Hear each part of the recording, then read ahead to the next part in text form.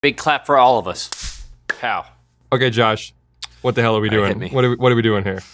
Well, I'm bored, and I have zero time in my hands these days. So it's like a mixture of like I don't know what I'm doing. That's the opposite of each other, isn't it? Bored and having No, that's your life. Once you have a kid, you have basically a lot of time at home, but then you have zero of your own time to do your own things. So you want to be creative, but you can't. I want to be creative. I just don't. Like, I have this major block right now because everything that I touch normally takes 2 or 3 weeks, right. And I just don't. I no longer have 2 or 3 weeks. And I have like 2 days. I've been, I don't know, yelling at you for what? Probably like a year or two now of like, you got to make quicker turnaround videos. You got to make more videos or whatever. So this is like.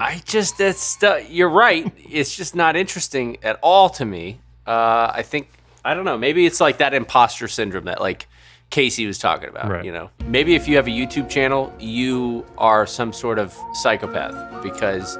I don't know, maybe, yeah. Like the level of stuff that we do, that we put ourselves through, the grueling amount of work that it takes, like something's definitely wrong.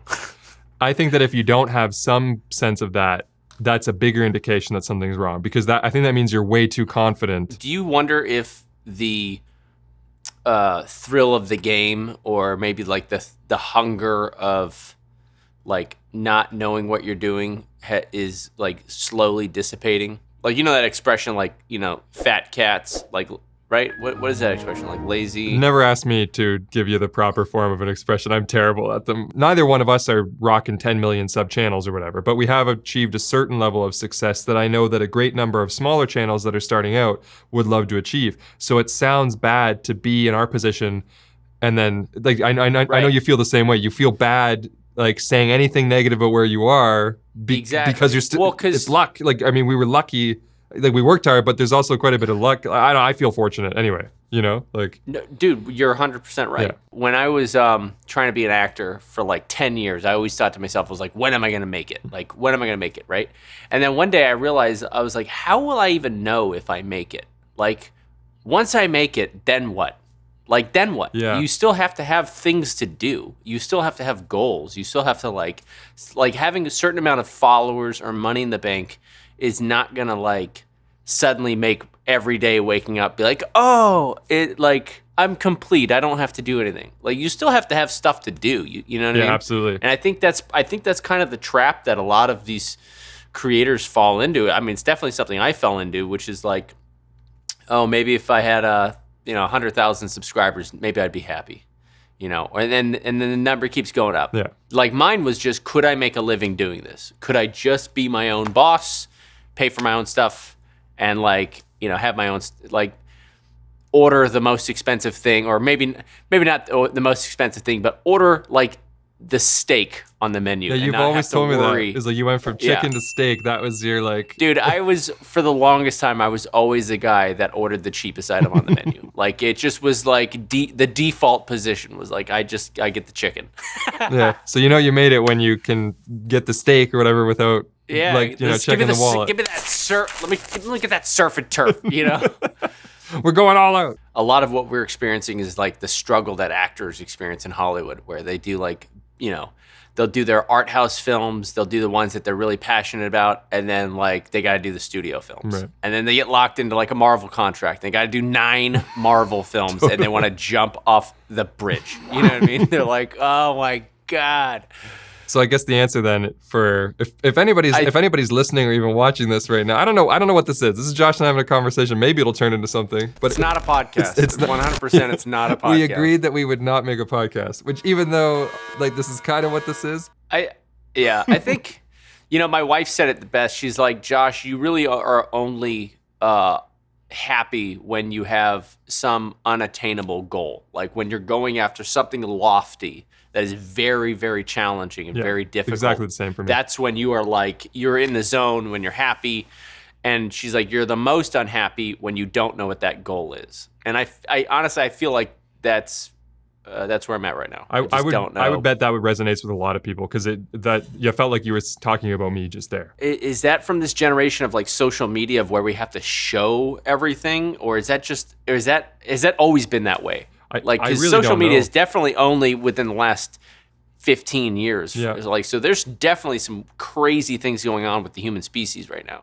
Maybe it was always there, but the frequency has increased where I have this idea in my head, and it could just be some made up version that doesn't exist. I wasn't alive in the 50s or whatever. So, but I had this idea where people just went to work and they did their work and they kept their mouth shut, and that was that. And then I feel like today, nobody does that. Everybody's got to have a mission and a purpose. I remember reading something or watching a video on hiring millennials. And obviously this is already dated because now we're into generation whatever, and we're the millennials. But it was like, to hire a millennial, you need to offer them the following things. And it was like a sense of purpose and a sense of making a change on the world, all this stuff. And I thought to myself, I was like, what about all those guys and girls, well, I guess it was mostly men a long time ago, that were just like went to the factory and just made a thing. You're happy. They didn't have you're a happy sense. if they give you a you're happy if they give you a parking spot with like president on it, or like CEO, or or like one of those little things. I'm not above it. Officer. I'm the same way. I like, the idea of just doing a job that just like, I can't do it. It doesn't work well in my brain. I need to be all like stimulated and everything. So social media evolved from something, maybe call it like reality television, and then it's going to evolve into something else. And my brain hurts when I try to think about like what's next. Like, what is next? Is it just going to be porn? Like, everyone's just having sex with everybody for free. You can have sex with porn stars. It's all naked. Like, I don't know. That's the first thing you thought of. Well, I just think that we have society of just so completely unwound. Like, nobody is interested in process. They're all interested in product. Like, what's the end product? You know what I mean? And like, fastest gratification possible. Exactly. Which I suppose That's leads why your brain to the porn aspect. Sure, I get it. Yeah. I guess I'm more interested. I've always been more interested in the steps that get there. Like all the behind the scenes stuff of like, I tried this, I tried that. Like a more detailed process. Yeah, and I hit failure, and then I had an aha moment. I'm always after the aha moments, I guess. I guess then the answer to this question is that Josh and I are we're gonna try and do conversations that are not a podcast, but just maybe not porno. Yeah, exactly. It's not going to evolve. It's not going to be in an OnlyFans or whatever. Gerald, when are you starting your OnlyFans, bro? But here's the big question for you then. What should we talk about then? If this is so, it's not a podcast. So what should we talk about? What is your biggest struggle, or one of your biggest struggles with making episodes? Like, how many hours is Gerald just stewing away at his computer trying to like make the ends connect? You know what I mean? I guess or do the ends always connect? What I did in the last couple months is I tried to get everything done, and I also refused a lot of product options, so that I thought I don't want to just be trapped where I'm only reviewing products. I want to stop doing that a bit and then see if I have ideas of things I want to do. And so now I'm in that kind of thing where I've cleared up some time for myself, and now I'm pursuing ideas. And now I've hit this new obstacle where I feel like half the ideas I have, I'm like, well, that's no good for my channel, or that's not a thing. And some of them, honestly, are just like screwy, absurdist ideas but I remember back to my early channel when all I used to make was like weird, absurd videos, and it never did well. So then I have this kind of like notion in the back of my head of like, if you do that, you're gonna kill your channel, You just opened up a large topic, which is, I think, definitely good for talking about.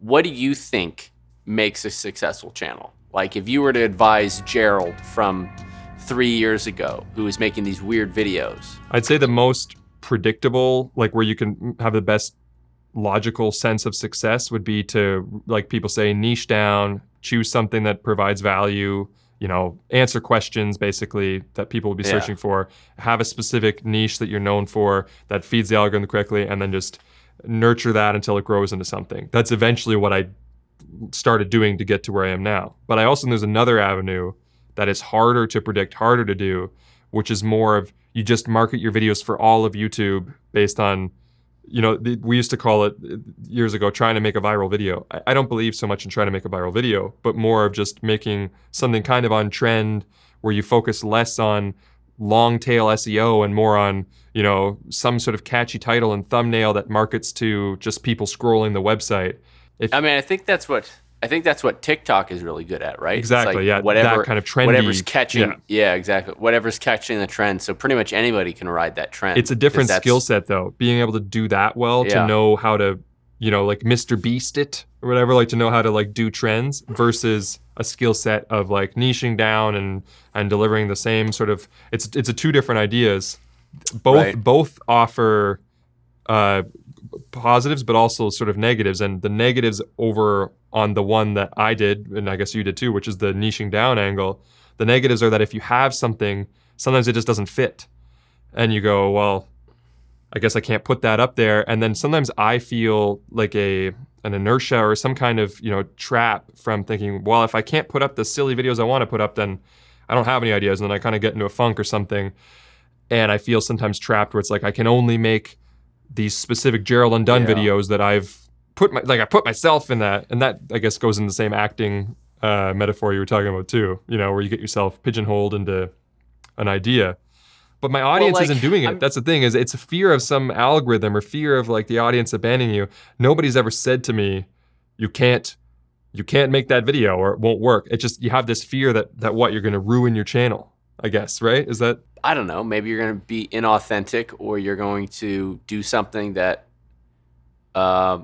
your viewers just don't know you for. So it's just not going to do well, and then it's going to tank the views. And so as much as I say, I don't really operate by subscribers or views, there definitely is that pressure that comes in. You know what I mean? Right. This could be kind of like a prologue to a little series that we do that's not a podcast, but that... that's what we should call it. That's what we should call it, not a podcast. that would only make sense if you watch this one. But yeah, it's not a podcast. When they're talking about it, they're like, oh, Josh and Gerald's not a podcast. Yeah. Maybe what we could do is we could satisfy both of the problems that we have. You where you need quicker turnaround content that you can film and do easily between looking after the baby.